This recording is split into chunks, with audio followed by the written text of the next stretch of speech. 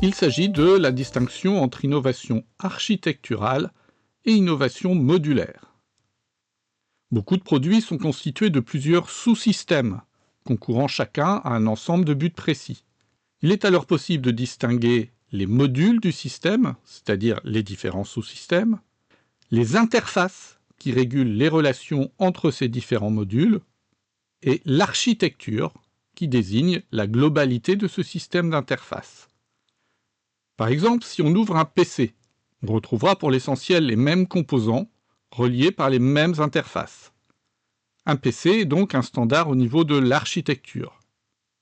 À l'origine définie par IBM, cette architecture évolue depuis en fonction des innovations proposées par différents acteurs du marché.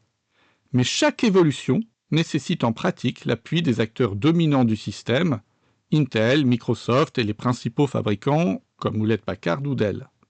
Chacune des interfaces permet de connecter des composants compatibles à l'extérieur, par exemple un périphérique USB, ou à l'intérieur, par exemple une extension de mémoire vive.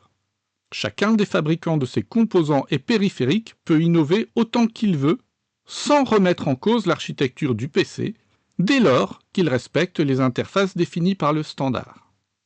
On appellera donc innovation modulaire une innovation qui ne touche que l'un des sous-systèmes en question, par exemple de nouvelles têtes de lecture permettant l'accroissement de la vitesse d'un disque dur mécanique, et innovation architecturale, c'est-à-dire une innovation modifiant significativement les interfaces entre les composants.